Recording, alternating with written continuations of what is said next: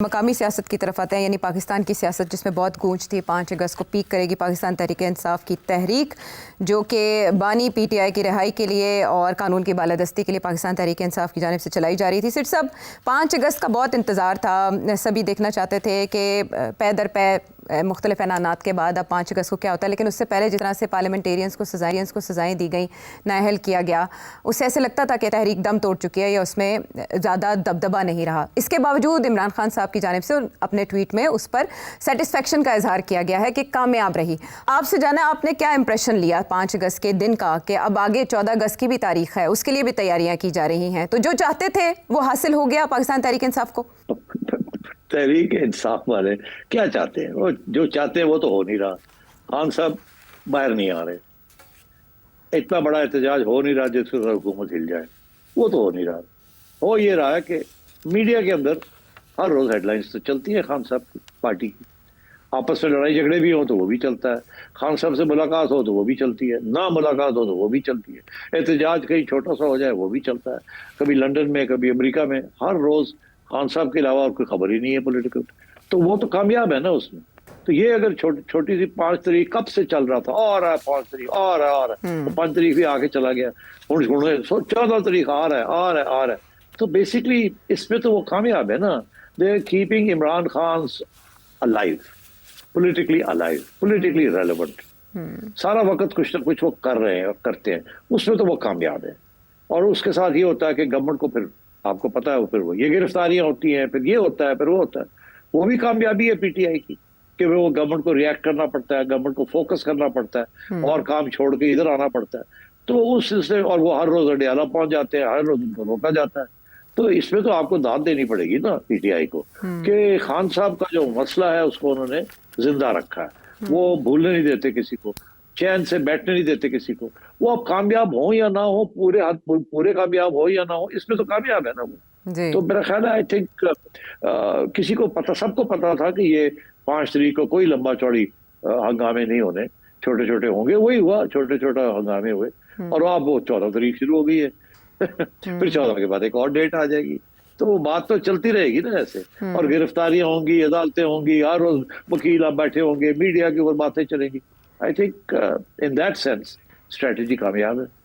ठीक है। अच्छा सिर साहब, इस पे फवाद चौधरी साहब ने तो इस मौजूदा क़यादत पे बहुत तनकीद की है, जिस तरह से अली अमीन गंडापुर साहब या सलमान अकरम राजा साहब ने इसको लीड किया। जी अब वो जहाँ रहे, फवाद चौधरी साहब तो चाह रहे हैं कि इमरान खान साहब क़यादत तब्दील कर लें अगर नतीजा मुख्तलिफ चाहते हैं। लेकिन एक और चीज़ जिस पे पार्टी के अंदर बहुत ज़्यादा इख्तलाफ देखने में आ रहा है वो है ज़िमनी इलेक्शन, जिसमें इमरान खान साहब ने तो कह दिया है कि हम अपने उम्मीदवार खड़े नहीं करेंगे जहाँ जहाँ डिसीट किया गया। अलीमा खानम साहिबा ने यह मैसेज दिया। आपके ख्याल में ये दुरुस्त पॉलिसी है? नो, किसी इलेक्शन को बॉयकॉट नहीं करना चाहिए। हमेशा हर इलेक्शन लड़नी चाहिए, हाँ आपको पता हो कि वो रिग होगी और आपको जीतने नहीं दिया जाएगा। कम से कम एक बयानिया तो बनता है ना। अगर आप जाएंगे ही नहीं इलेक्शन लड़ने के लिए तो बयानिया कहाँ से बनेगा? तो ये तो वही बयानिया है कि हम किसी किस्म की नेगोशिएशन नहीं करेंगे, किसी किस्म का हिस्सा नहीं लेंगे, पार्लियामेंट के अंदर से रिजाइन करके बाहर आ जाएंगे। ये कोई तरीका नहीं है सियासत करने का। बहरहाल मोहतरमा बेनज़ीर भुट्टो 1985 में जब ज़ियाउल हक साहब थे तो इलेक्शन नॉन पार्टी बेसिस पे इलेक्शन होनी थी और मोहतरमा ने कहा हम नहीं पार्टी इसमें हिस्सा नहीं लेंगे। तो बाद में पछताती रही कि अगर हम ले लेते तो हम कम से कम पार्लियामेंट के अंदर आके हम कोई इफेक्टिव रोल तो प्ले अदा करते। तो इसलिए आई थिंक ये पीटीआई को शुड कंटेस्ट दीज इलेक्शंस। जैसे पहले बाय इलेक्शन हुए थे, आपको याद होगा, उसमें सारी सीटें इमरान खान ही जीत गया था। तो फिर बाद में वो एक पॉइंट है ना, you have to make a point. तो अभी भी आप अपने कैंडिडेट्स खड़े करें, let them disqualify them, let them rig them, मगर कम से कम एक नया बयानिया तो बनेगा ना आपके पास। बात तो करने की होगी। ये तो आप बाहर बैठ जाएंगे, बैठ के this is not on. You must contest every election even though आपको पता हो कि इसमें ये होगा ये होगा। एक खुली छुट्टी किसी को नहीं देनी चाहिए। अच्छी फाइट तो पुटअप करें मैदान में रह के। ये तो बताएं कि आपके साथ जाती हुई है, ये है सेठी साहब का मशवरा। अच्छा सेठी साहब, जिस तरह से नाअहल किया गया है पाकिस्तान तहरीक इंसाफ के पार्लियामेंटेरियंस को, जैसे पंजाब असम्बली से बच्चर साहब थे उनको डीनोटिफाई कर दिया गया, फिर उमर अयूब साहब नेशनल असम्बली से चले गए, शिबली फराज साहब सेनेट से चले गए, तो कुछ लोग ये इंप्रेशन ले रहे हैं कि पीटीआई को पार्लियामेंट से ही निकालने की तैयारी है। वहाँ बाय इलेक्शन होगा और अल्लाह खैर सलाह कोई ओपोनेंट नहीं रहेगा नेशनल असम्बली या सेनेट में। तो वाकई कोई ऐसी पिक्चर बनने जा रही है, ये इरादा है? देखिए ये बहुत सही है, फैसले रिवर्स हो जाएंगे। इसलिए स्टे ले लें जाके, जो कि अभी मुझे पता चला कि वो ले रहे हैं जी स्टेज। जी मिल चुका पेशावर है हाई कोर्ट से किसी ने स्टे लिया, जी। तो स्टेज ले लें ताकि आपको निकाला ना जाए और बाय इलेक्शन आपकी ना हो, और आप लड़े और आप ये केस जो आपके खिलाफ जो कन्विक्शन हुई है हाई कोर्ट के, उसको रिवर्स करवाएं। यही एक रास्ता है और ये आपको करना चाहिए पूरा फुल ठीक फ्लैश। पार्लियामेंट में किसी सूरत में पार्लियामेंट को नहीं छोड़ना चाहिए। ठीक। सेठ साहब, पाकिस्तान की सियासत में ब्यूरोक्रेसी हमेशा ही एक कलीदी किरदार अदा करती रही है। वो अयूब खान साहब हों या बाद में इमरान खान साहब की ब्यूरोक्रेसी को राम करने की कोशिश बहुत मुश्किल होता है अगर कोई सियासतदान उनको ललकारे या उनके हवाले से कोई बात कर दे, और वो भी जो आपका डिफेंस मिनिस्टर हो। देखिए, ख्वाजा साहब के एक दोस्त हैं, वो एक ज़माने में रिटर्निंग अफसर थे। ख्वाजा साहब की एक डेट है, कर्जा है, उठाना है, और वो ADCR हैं। अब वो एक वहाँ प्रॉपर्टी के ऊपर कोई इशू चल रहा है सियालकोट के अंदर, जिसमें एक कंपनी है, उस भाई हैं कुछ, वो कारोबार भी करते हैं, वो ज़मीन उनकी है। ख्वाजा साहब चाह रहे थे कि वो शायद ज़मीन इनको दे दी जाए, वो मसला बन रहा था, और वो ADCR ने जाके उनको ठाप लगा दी कि जी आप करो, नहीं तो ये वो केसेस बना के उनको पकड़ पकड़ के ले गए। ख्वाजा साहब बड़े नाराज हो गए, क्या क्यों है। ख्वाजा साहब ने फिर धमकियां देनी शुरू कर दी, उसको रिलीज करें। बहरहाल वो लोगों के अपने भी कॉन्टैक्ट्स होते हैं, वो जो कंपनी थी उसके भी कोई ब्यूरोक्रेट्स के कॉन्टैक्ट्स थे, तो उन्होंने कुछ हाथ पैर मारे और बंदे को उठवा लिया और कहते ऐसी की तैसी इसको कहें, हमें नोट बी अनफेयर।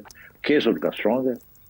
तो मेरा ख्याल है ख्वाजा साहब नाराज हो गए। ख्वाजा साहब ने, जाहिर है अपने दोस्त को बचाना था, तो ख्वाजा साहब ने शोर डाल दिया। और वो यही था कि ये कौन होते हैं उठाने वाले, ये तो सारे जो है ये मिले जुले हैं, ये सब ये गड़बड़ कर रहे हैं। उस सिलसिले में उन्होंने ये किसी को कह दिया कि यार तू चला दे कि मैं रिजाइन करने लगा। खुद तो नहीं कह सकते थे। जब वो हुआ तो फिर मेरा ख्याल है ख्वाजा साहब की मकसद पूरा हो गया। उनको बुला के रजामंद किया जाए, ना ना ख्वाजा साहब वो छोड़ो भी ना, वो छो जी, और जो बड़े बंदा थोड़ा बाहर आ जाता है, इतना गुस्सा क्यों करते हो, ना करो ऐसा। तो वो फिर किसने किया, वो समझाया आप खुद ही समझ जाए कि कहाँ गए और कहाँ समझा दिया। जैसे वो हुआ तो ख्वाजा साहब ने डिनाई कर दिया, मैंने तो कभी किया ही नहीं, मैंने तो कभी रिजाइन ही नहीं किया, and so on and so fourth. तो ये इस तरीके से ये गेम्स चलती हैं। अब जो इल्जाम उन्होंने लगा दिया है, थोड़ा सा गुस्से में आके वो करते हैं, उनका है इशू, गुस्सा जल्दी चढ़ जाता है ख्वाजा साहब। आपने देखा कभी कभी वो ऐसी ऐसी बातें भी कर देते हैं, बाद में पछताते हैं। वो कोई क्लिप लगा के आज सुना दे तो बड़े शर्मिंदा होंगे। बहरहाल, तो क्योंकि आजकल तो उनकी गोद में है ना, तो मेरा ख्याल है ये इंटरनल पॉलिटिक्स और राइवलरीज और जेलसीज चल रही हैं, and I think that's all there is to it. लेकिन उन्होंने ब्यूरोक्रेसी को रगड़ दिया, सारी ब्यूरोक्रेसी पाक सरजमीन को पलीद कर रही है। ये उनका ट्वीट क्या है? अच्छा, अब सारी ब्यूरोक्रेसी, सारी सिविलियन ब्यूरोक्रेसी उसका मतलब है। तो इसलिए ख्वाजा साहब जो है ना, वो गुस्से में बड़ी बातें कर जाते हैं, बाद में कहते हैं मेरा तो मतलब ही नहीं सी, मैं तो है कह रहा था, मैं तो कह रहा। हाँ, जो बात है। जब उर्दू छोड़ के पंजाबी में आ जाते हैं ना, तो आप समझ जाएं कि अब मामला कहाँ पहुंच गया। लेकिन उनका पंजाबी अंदाज बहुत दिलनशीन होता है। बहरहाल उनके इस ट्वीट में 2-3 टेकअवेज थे जिस पर लोगों ने घोड़े दौड़ाने शुरू किए कि उन्होंने बुजदार दौर के भी एक ब्यूरोक्रेट का जिक्र किया हुआ था, लोग वो भी ढूंढ के ले आए, और बाकी बात सेठी साहब ने बता दी। कुछ और जानना चाहे सेठी साहब से आप हैं? अगले प्रोग्राम तक के लिए इजाजत है।